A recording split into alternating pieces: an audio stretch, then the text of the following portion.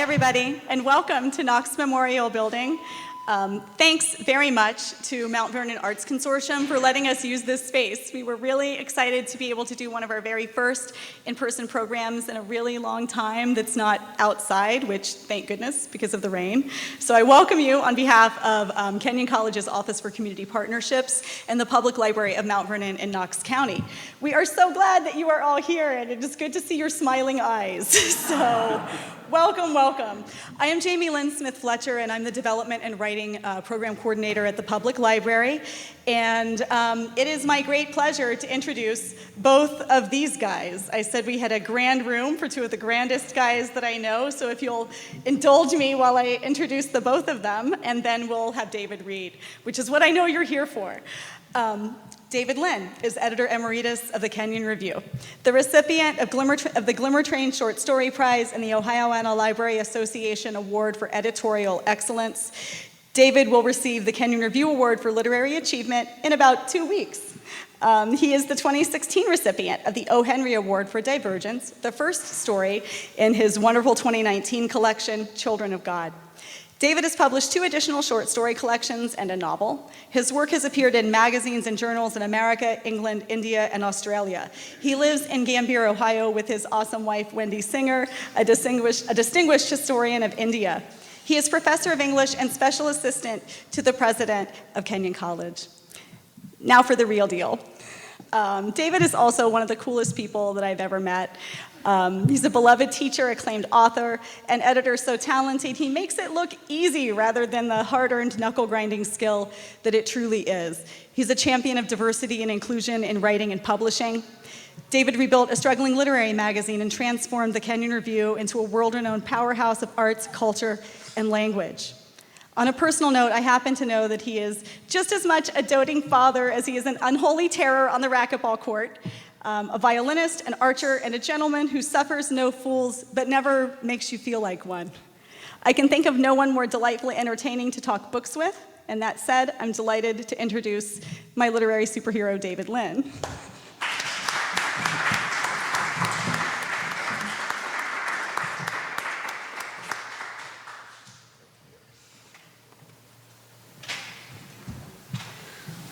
Among other things, that simply proves what a good fiction writer Jamie Lynn is.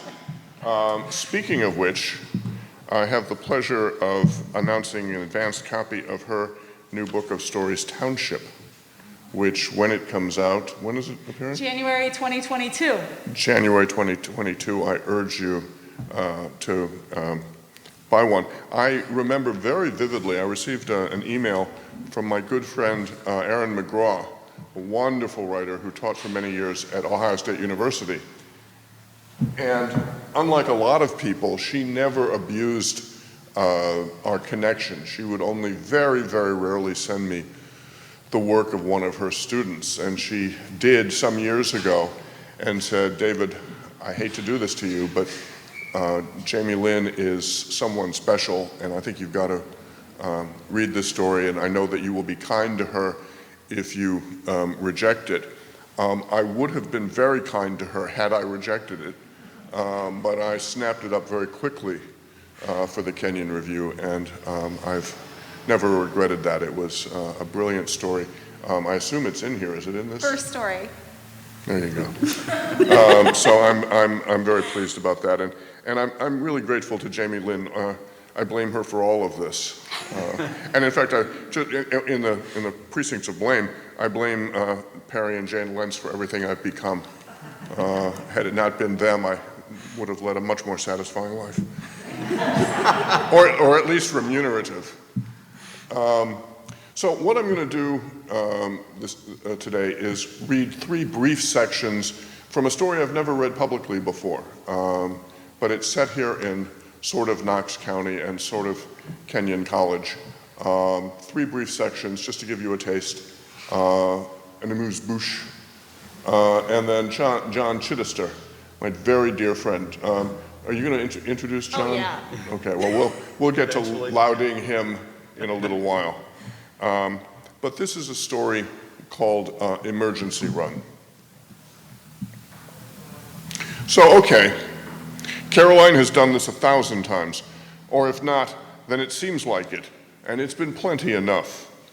Sometimes they'll be gone already by the time the emergency squad arrives, and there's nothing she or the team can do. CPR, defibrillators, the body will jerk and jump and flop back, nothing. Others, they look like nothing's wrong at all, them a bit vexed at the fuss or puzzled maybe. Maybe they'll be cradling their left arm like it hurts or is suddenly heavy. What made them decide it was a heart attack and call 911? She wonders that sometimes. Of course, many's the time they're wrong. No attack, just indigestion or the flu. But this run is tense, out of sync from the get-go. Randy Jenkins, their squad leader, has paged her twice in 4 minutes, even though at the first buzz from the dispatcher, she rushed straight away from the old woman whose blood sample she was collecting. The insurance company won't reimburse for a second visit, but that goes with doing this job. The damn pager trills again on her belt as she's pulling in next to the squad's ambulance. She can see Randy at the wheel. Then she's up shotgun and no joke from him, no flirt, nothing. A relief for sure, but also goes to show things are out of whack. And he's already got the vehicle rolling. Not that there's far to go, just up the road to the Student Health Center. Even on a short run, the squad is supposed to use the siren. Randy doesn't bother. But as they wheel into the drive, Caroline thinks it's as if some kind of silent siren has been blowing its head off anyway. A special whistle that has the college students milling around outside, watching, glum and scared. They've only come here so Doc Hazard could check them out for STDs or asthma or strep. The nurses and receptionists aren't doing much better. They're flapping themselves about in little circles as the squad skids up on the loose gravel, its lights flashing, silent and wild. As team paramedic, Caroline is swinging out her door before the vehicle has fully stopped, jogging quick but under control onto the porch. Randy and Steve Cody, a student trainee who's been riding in back, will hump the equipment behind her. Like most afternoons, Doc has been on duty in the 2.5-story clapboard house. He's waiting for them in his office. Subdivided over decades and added onto by happenstance, the health center is a complete hodgepodge of elbowed hallways and improvised partitions. Caroline realizes, the kind of thing you realize in a rush, she's never actually been in Doc Hazard's office before. She plunges through the door, and the dark little room is crammed with books and random bits of medical equipment, and maybe a dozen old clocks, some of them with their pendulums happily wagging away. Oh yeah, somewhere she'd heard that he collects them. But she's never been in this office before, which strikes her as kind of strange, now that she doesn't really have time to think about it. He's sitting in an old wooden desk chair, gazing towards her, and very still, which is also something she can't remember ever seeing, him sitting down. Except maybe in the back of the medic. He's crammed in next to her, hunkering on his haunches and tending to whoever is lying on the gurney. The two of them, him and Caroline, rolling with the sway of the vehicle on its rush towards the county hospital. "Hey, Doc," Caroline says, all sweetness and light as she wraps the pressure cuff around his arm. "When did this all start?" "It's nothing," he says, just as she expects him to say. "Okay, I hear you." She's working quick, already pumping the cuff tight and reading her watch. "But when did you first notice this nothing?" He won't look her in the eye, and with his pale blue eyes and his pout and his shock of wild hair, even if it's thin and graying, he might be impersonating an obstinate schoolboy. "Yesterday. It was just stress. It's probably just stress." But the doctor is also gray, his skin clammy, blood pressure low, and pulse not what it should be. "I'll bet you never even called it in, did you? Did Nurse Radcliffe figure it out and make the call?" Caroline shaking her head and not giving him time to reply. "You ought to know better," she mutters. "Can you get that thing in here?" she yells, but the gurney won't make it into the cluttered office, so Randy and Steve set the brake and tear the straps loose on the other side of the door. "You come on now," she orders. "I don't need this. I can ride with you," he says, not quite whining and not even convincing himself. She helps him up from the chair, a hand under his elbow, lifting, urging him forward at his own pace. He makes it to the gurney, and he's panting now, and sweat beads are popping on his neck and brow.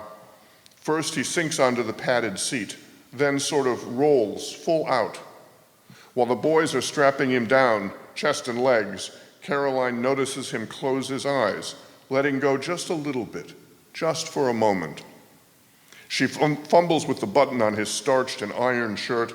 She knows there'll be hell to pay if one pops off, so she can put the stethoscope against his chest. The long scar startles her, though at some level she knew it would have to be there. A blue-white rip that's probably more pronounced right now anyway, slicing from the top of his sternum down at an angle across his ribs and into the softer flesh below his belt. Seeing it, she's surprised. She's surprised the wound didn't kill him after all those years ago. And that's when a sudden surge of warmth catches her by surprise, almost a thumping blow to her chest, as if an attack sympathetic to his own has flushed through her, except it's different. She recognizes it right away and falls back a step, startled, needing to consider or get a better look, while Randy and Steve roll the gurney towards the medic. She jogs out to the medic just as the boys finish hoisting the gurney up into the back. They turn, waiting for her to scramble in as well. They'll ride up front, this time with both siren and lights at full blast for sure. But Caroline hesitates. Not so much a hesitation as a hiccup, a double bounce on her toes before she's up and through and the door is swinging shut behind. And she's watching herself tend to him. His eyes are closed again, his breathing shallow, a light pant. She should touch him to check his pulse again, and she hesitates again. His eyes flicker open, and he looks up at her. "Hey," he murmurs. "Last time I was on my back this way, they'd brewed up a whole war around me. I hope there's no fuss like that this time." The wan little smile he gives her is like a knife, slicing through the muscle of her chest, releasing the warmth and pressure that flooded there only moments ago. Caroline never cries. She's one tough broad, as Randy often boasted. Sometimes not a happy boast, but she's come to like the notion. So, naturally, the tears are already running down her cheeks and dripping off the tip of her nose. When she wipes at them with the back of her hand, she makes an almighty mess. Fortunately, Doc Hazard's eyes are closed again, and his vitals are stable, so she takes 2 seconds to wrestle a tissue out of her jeans pocket. Here she is, breaking one rule after another of the hygiene he's been so insistent on while teaching her. Shit, she's thinking. Shit, shit, shit. No goddamn warning or hint or nothing, just the overwhelming fact and certainty smacking her between the eyes. Why now, she wonders. It's horrible. Not to mention absolutely nuts. What it's not is anything like the platonic stuff that Randy is always gassing about while trying to get back in her pants. But it's not really hot either about sex. She doesn't want to sleep with him. Well, maybe she does, but that's not the point. It sure as hell isn't maternal. She just wants him, every little bit and scrap of him. Caroline never cries, and she's 35 years old and never been in love, not like this, and she's been so proud of it. Now what the hell is she supposed to do?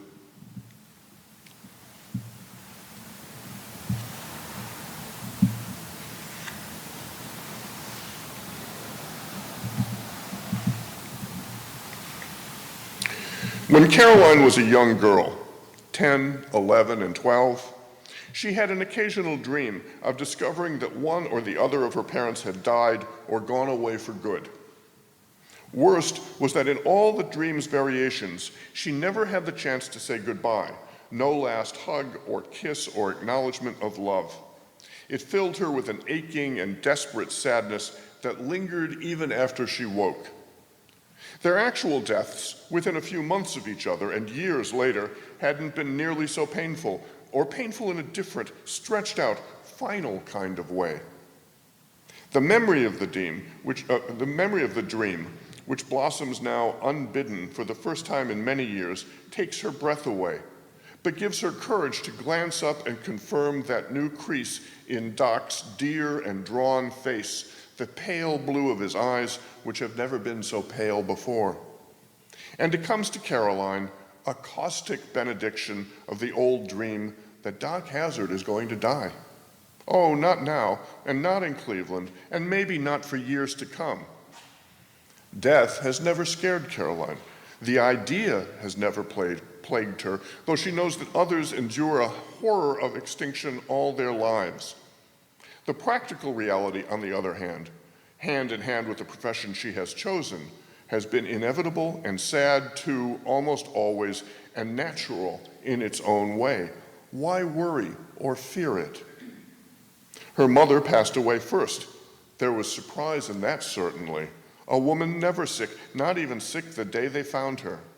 Time came to wake up, and she didn't. It was no surprise, however, when Caroline's father followed his wife those few weeks later. What place on earth did he have without this woman who'd been with him from the small school in the small town and on through his life? Others have died along the way, inevitably, more than a few while Caroline was tending them. She'd be trying to coax a little flicker of breath, a heartbeat, nursing them hard, only for what had been life to flutter into coldness, into nothing. Sometimes the paramedic felt frustration at her own impotence. Sometimes, perhaps after a long struggle, where she felt she wasn't wrestling just the body before her, but something darker, almost willful. She sensed that, yes, she did, and never spoke of it. After a spasm from the heart suggested she might win after all, only for the beat, 1, 2, 1, 2, 1, to miss the next stroke and subside. Then a sudden raw outrage might surge through her. It made her want to wail and pound her fists against the cooling body. To all appearances, however, she was always controlled, always professional. But now it all feels like a cruel trick, a conspiracy of the universe.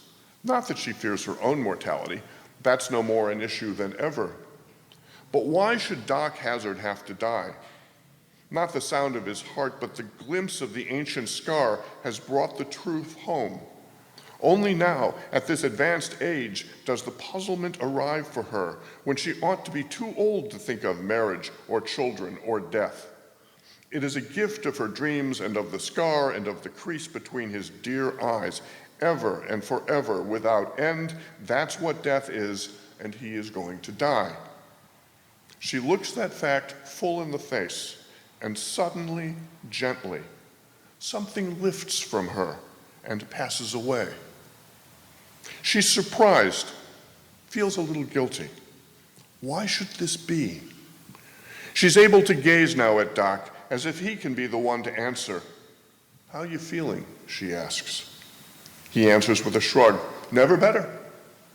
Wry, impatient, distant, he sits opposite her, hands between his legs.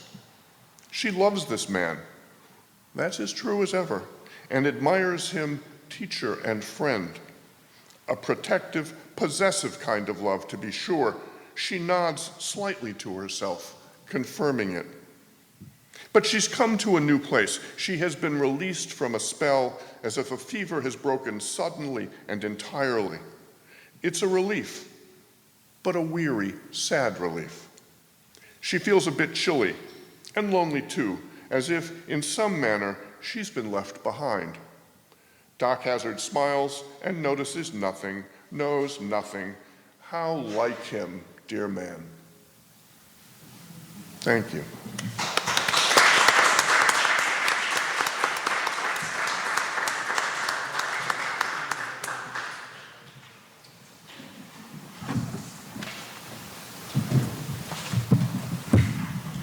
So, thank you so much, David. It's always really fun to hear you read, and I hope everyone else was enjoying the dry wit. It's hard not, like if I laugh, I feel like I'm gonna miss something because the next one's coming, and that's one of the things I love about hearing your work out loud.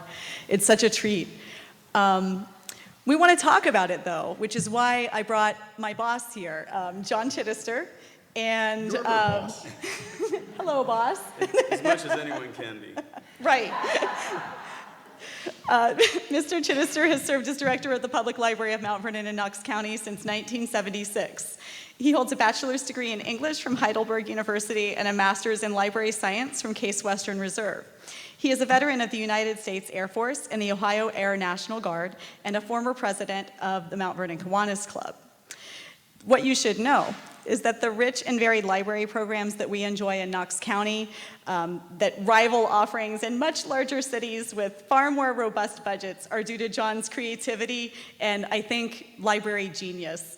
Under his steady hand, he organized, lobbied, and leveraged community support to pass a permanent levy that funds the programs we're doing and the books you're reading and those audiobooks and the music and the maker space for the teenagers, all of that great stuff. He supervised and managed construction of the then new building back in 1985, and in the 1990s, he established branch libraries in Fredericktown, Gambier, and Danville that have become part of the fabric of our lives here. The outreach program helps homebound individuals in nursing homes, congregate settings, Amish communities, people living in detention facilities, and patrons otherwise unable to access a library branch. So all of these programs are happening under his vision for our county, and needless to say, I'm very proud to work for him. Now, I would be remiss if I did not also note that he's a doting father and grandfather of two little redheads. Is that, yeah, two. And their older Two little brother is not a redheads, redhead. right. And it is truly a joy to work alongside him, as he famously says, helping everybody become just a little bit smarter. So, John, you're under no pressure, but be hilarious, like we talked about. And please make him feel welcome. Thanks so much, everybody. John Chittister.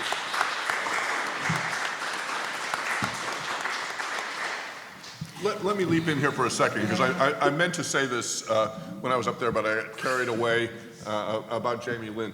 One of the great pleasures of living in Knox County and Mount Vernon, Gambier, is the literary community itself.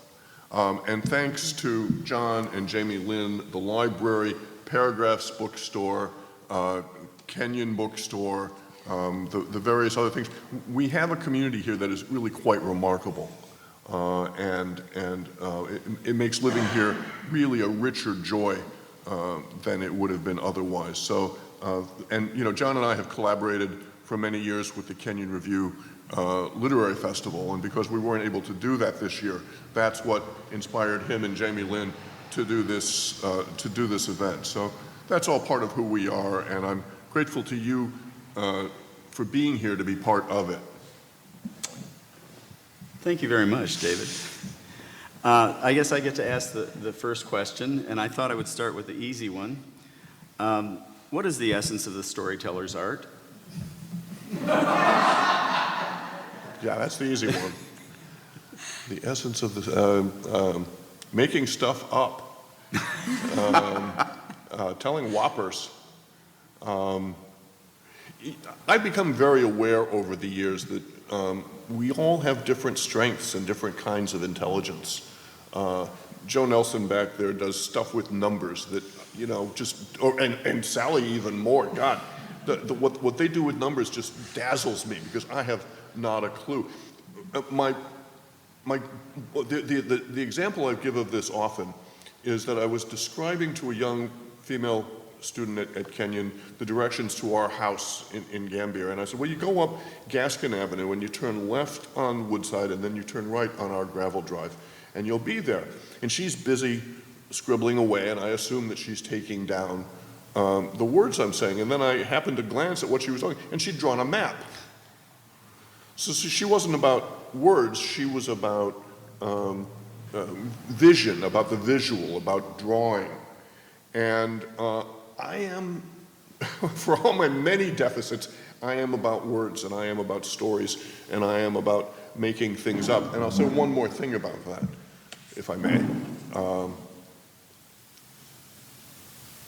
I think we as human beings need stories desperately. We encounter them all the time. When we're watching a movie, when we're watching Kenyan beat Owu in soccer, when we're in a Catholic mass, when we're listening to a symphony. These are all ways of actually telling stories, of narratives that shape human experience, because that's what we need. We need as humans to believe that there is shape and meaning to who we are and what we do. And I think that root deep, that's what storytellers are about, which is giving shape to things and telling whoppers. Especially that. Are we going to trade off, Jamie Lynn? Or Sure, why not? Fine. David, I was going to ask you if you would maybe expound a little bit on surprise, mastery, and delight, and how it informs what you... God, I'm no longer editor. I don't have to do No, but that you're also, anymore. but you're writing it. You want a different question? I've got 4. That's all right. But I'm asking more for writers. I used to be asked all the time, what was I looking for when I was reading submissions to the Kenyon Review? And of course, the flip answer, and I always celebrate the flip, was the Supreme Court Justice's response to what is pornography. I know it when I see it. And it's sort of the same when you're looking for stories and poems and essays. You know it when you see it. The slightly more serious response is that I think any successful work of art has to contain 3 things. Whatever else it does, whatever else it has, there has to be an element of surprise. If you know what's going to happen, you're going to get bored. You're not going to keep reading. You will turn to the next poem or story or essay. It has to contain an element of delight for the reader, the perceiver. That is, and by delight, that's a deliberately capacious term. I mean some kind of emotional satisfaction where you're just enjoying it in some way, even if the enjoyment is horror or laughter or sadness or whatever. There has to be an emotional component. And then mastery, where you feel that the artist is in complete control of their medium, that whatever it is they're doing deliberately and successfully and joyfully. And I think those 3 things together contribute to what is a successful work of art for me. I think, I'll make a comment here instead of asking a question. The thing that I enjoy in many of the writers that I know, and especially in your writing, is the sense of it seems so easy. It could not possibly have been, but it just comes across as this flows naturally. Well, that's wonderful, because one of the things I stress to my own students is we talk about writing realism,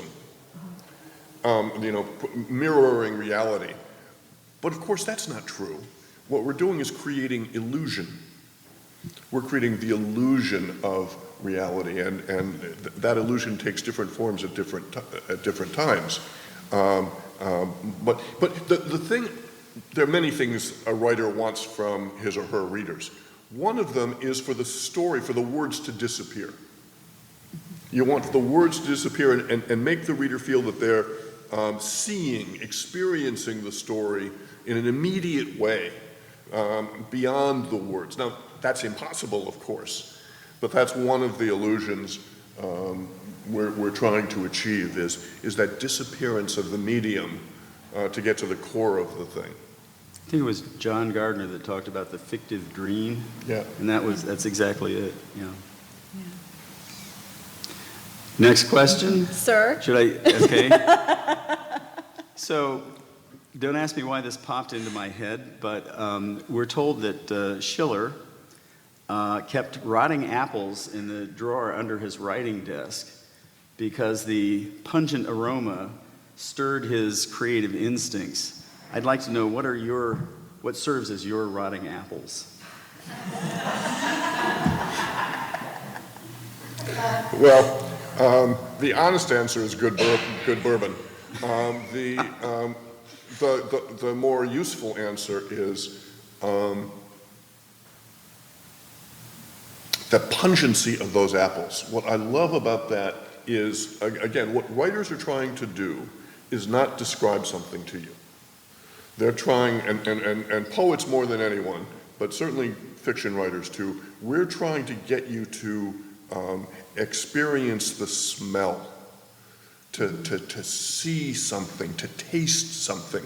The visual metaphor is the least effective. It's the one that, okay, that's good, I can see that.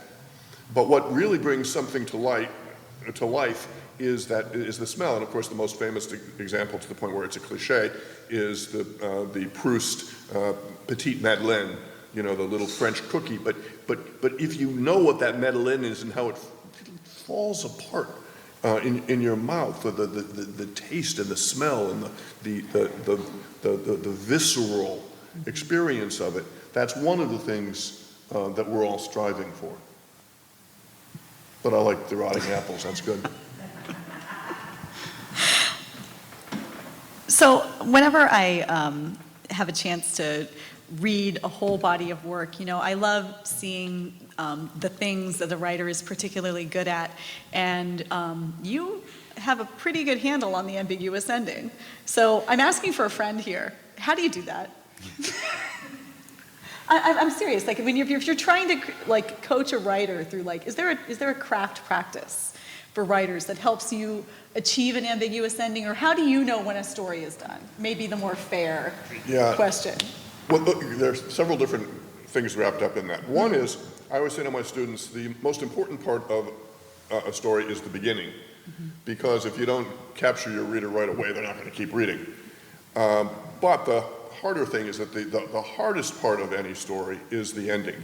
Nailing the ending is what's hard. I remember a few years ago, G.C. Waldrop, one of our colleagues and editors, sent me a story and said, "This is fabulous, you've got to read this." And it was it was set in the mountains of Pennsylvania at night, and these two guys in a pickup truck are careening around the mountain passes at high speed, and they're jolly and having a good time and all of that. And then without any warning at all, they careen into an Amish buggy and kill several people. And it was fabulous. I mean, I was like this, and I was sure, 10 pages into this 15-page story that I was going to accept it for the review. And then the writer, I honestly don't remember what he did, but the ending was a disaster. It was the worst possible ending. It did not work. And, I very rarely wrote to someone with substantial suggestions for revision, because I didn't want to give false encouragement. I didn't want someone to think that I was promising to take the work, as it was. Anyway, but I liked it so much that I wrote a long letter to this guy and said, "Love this, love this, love this. The ending doesn't work. Maybe if you did this, this, and this, and this, it would succeed."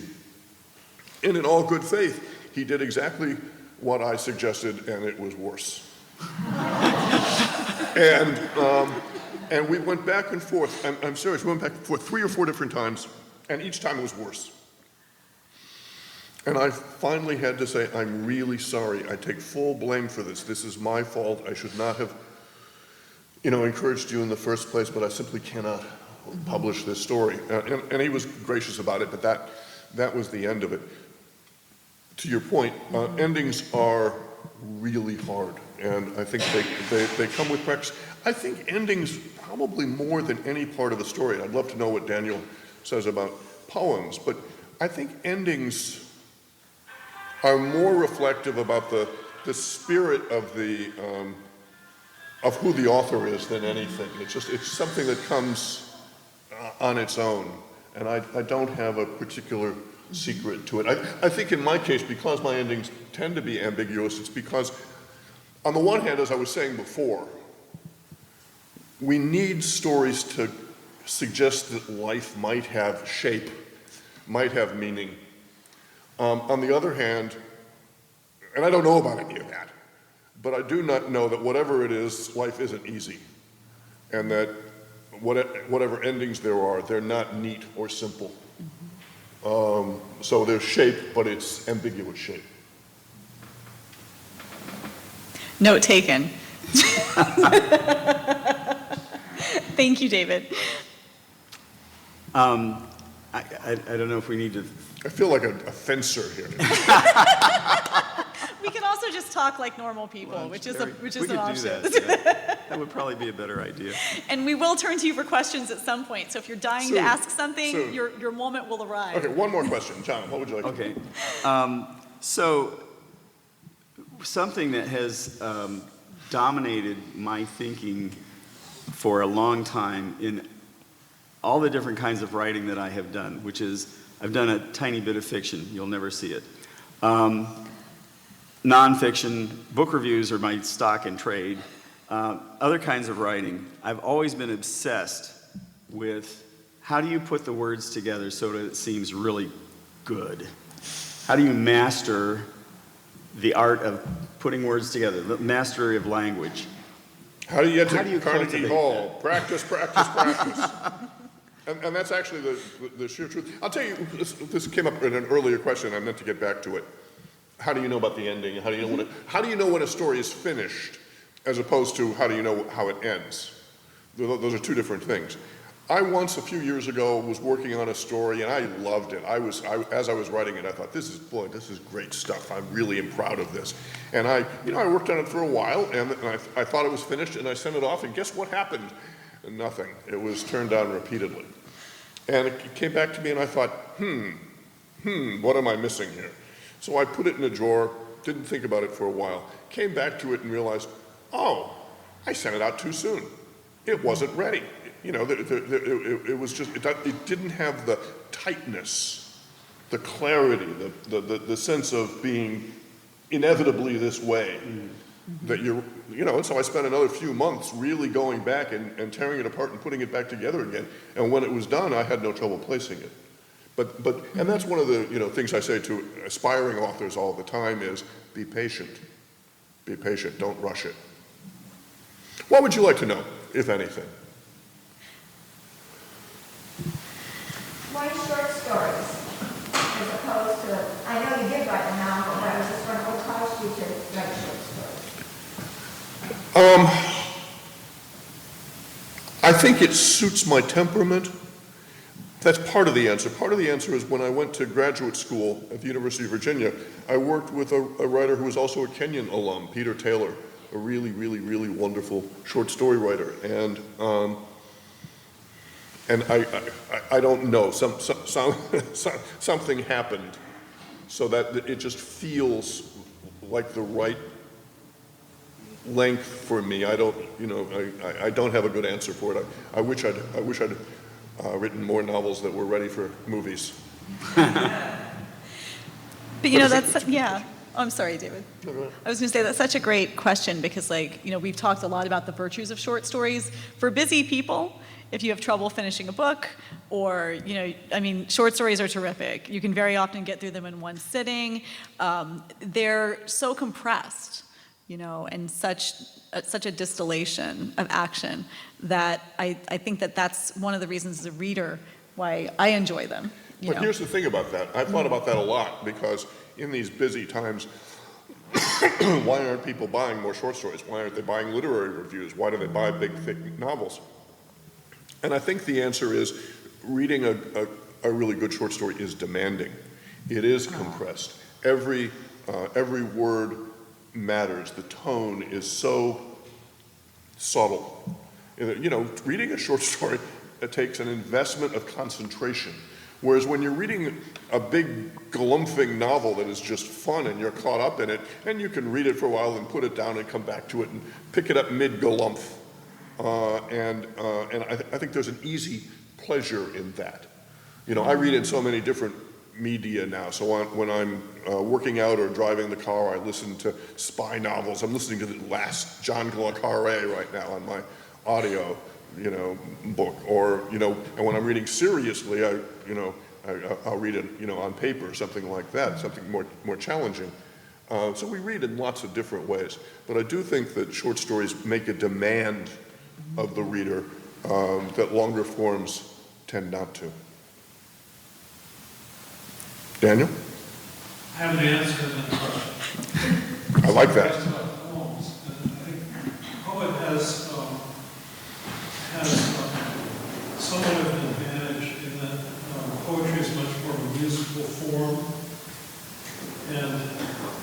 tune in your head.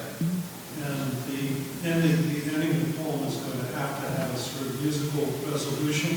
And how many poems have you read where the last line is the same as the first one, where there's a refrain, the poem returns to a certain musical phrase or note.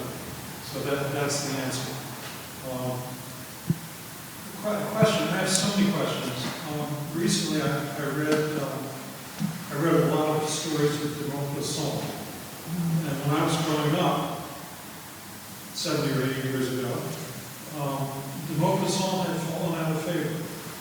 And people, they kind of mixed him up with Henry. But for a long time, his effects were considered cheap. But during my lifetime, there's been a revival of interest in the Maupassant. So my question to you really is, as you, as your career has progressed, and as you've spent a lifetime writing short stories, are there writers of short stories who you admire more at this point in your life than you did when you were younger because you know more about the art? That's a really wonderful question. I think partly it's because I'm more of a teacher really than I am a writer. I spent more time doing that, and I've really enjoyed that. And there's a great, some of you I'm sure get the New Yorker, and in the current New Yorker, there's a fabulous piece by Adam Gopnik, who I admire enormously, about the writer Stephen Crane, who died very young. But it's a great article, and Stephen Crane is an artist who, Gopnik is talking mostly about the novels, but Crane's short stories are astounding, especially given how young he was when he wrote them. So yeah, there are a lot of, and then one of the classes I teach is the Modern American Short Story, and one of the things I came up against this past spring, I had a great class, I was really enjoying it. I hadn't taught it for a few years. And some of the stories now have language that made the students very uncomfortable. And I don't have an easy answer to that. It's not that the writers were, to label them as racist is too easy. Of course they're racist, because they grew up in a racist society. It's sort of, it's not worth the argument. But the language was what we would consider racist. Does that mean that we can't read or teach those stories? I don't have an easy answer to that. And in fact, with my class, I had some really wonderful conversations about how they felt, how they reacted. Can we get beyond this? Or are there other stories by this author that we might be able to read instead?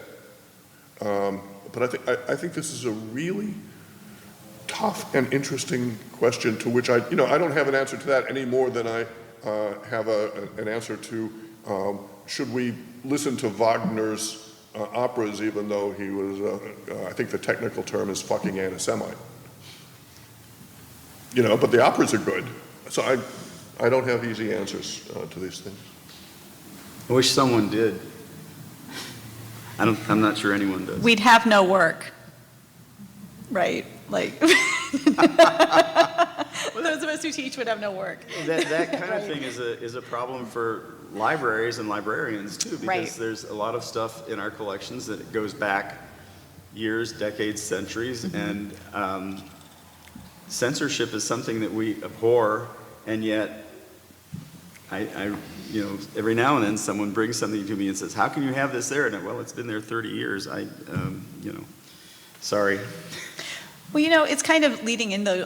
I always, one of the things that I've heard David say many times in the past few years is that we're living in a golden age of literature, right? And there's a lot of great stuff going on. So I was just wondering what you're reading, if you've got any recommendations for us, or if there's anything that you've read recently that you loved. Wendy, what have I read recently? There is a lot of really great stuff out there. I will say that one of the, I mentioned earlier Peter Taylor, my mentor at the University of Virginia, as he was getting to what is now my age, I asked him, what have you been reading recently that's new and exciting? He said, oh, I don't do that anymore. I read old friends like Thackeray and that sort of thing. So I am, Oh, so there's this fabulous author whose name is, okay, it'll come to me in a second. But no, she wrote the award-winning novel Esther Hamnet, that was supposedly from Shakespeare's wife's point of view. It's an astonishing book, really just a joy. And then I went to read several more I was so impressed with it, and I had friends who liked her that I read several more of her novels, and one is better than another. So whatever her name is, I recommend her. Yes. So, David, two of your essays dealt with India, which I know you're familiar with, and I just wondered whether being in a particular place where you have these vivid images, does that drive any of your other stories where you just feel sort of compelled by the visual excitement of it, which I felt from those two essays, and I enjoyed them tremendously. Thank you. I think that writers are always rooted in place. And that whether it's an emergency vehicle in Knox County or a remote village in India, you're trying to bring that place vividly to life in some really meaningful way for your reader. That's what it's all about. That's what I'm after. And I've tried to write from the various places I've lived and visited. Not to be repetitive, but I also have a question about place. So two of my favorite stories in Children of God are of a different order and Emergency Run, the one you just read from, and both of them are kind of, they're both based on Knox County, but it's almost like, to me, they are not quite Knox County too, because there's a fictional aspect to it or an ambiguous aspect to it, and so you construct these places so vividly, but it almost feels like there's something missing, but it's intentional, if you know what I'm saying. I'm wondering how you do that and why you chose to do that instead of, name dropping Kennedy College, for example. Well, that's a great question, Sydney. On the one hand, I want to locate my stories in a place that is believable, that the reader can believe in. On the other hand, I don't want to write a roman à clef. I don't want to write, a place that's clearly Kenyan or clearly Knox County, because it's important that what readers do understand it is fiction, that I'm changing things. Even by putting it into language, I'm changing things. So the other story you mentioned of a different order is about two groups here that have always interested me. One are they identify as Jews, but they are also Christians who believe that Christ won't come again until the Jews are restored as the promised people. So you've probably driven by their church on Harcourt Road with the cross leaning at an angle and the whole thing. And I went and visited them and talked to them and all that. And I take them very seriously. And it took me a long time before I could write about that, to get the. And what I did was, in fact, the narrator of the story is from the other group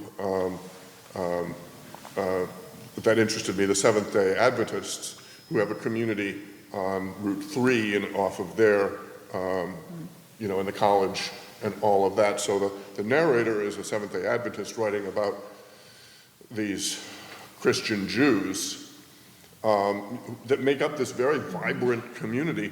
People think of Mount Vernon as a pretty straightforward and homogeneous place, and I would suggest to you that it's not. I have to say, I recognized those when I read that too, and it was like, I felt like such an insider. Anyone else? So the title of your collection, David, Children of God, I just started sort of musing on what the title was all about. I hate the title. I made a big mistake in choosing that one. I wish I had not. What it's from is, in the old days, they were called untouchables in India. And Gandhi instead called them the children of God. They're now called Dalits. Do I have that right there? And I don't know what I was thinking. I wish I had used a different title for the story. Well, the story is okay. It's actually one of my favorite stories, but for the collection, I wish I had chosen something else. My theory was that at least a couple of these stories, definitely there was a spiritual surge going on with the main character. Yeah. That makes perfect sense. Thank you. I appreciate that, Brian. Well, I don't think we should keep people any longer. Thank you so much for coming. It's really, really an honor and a pleasure to see you all. Thank you so much, David, and thank you, John.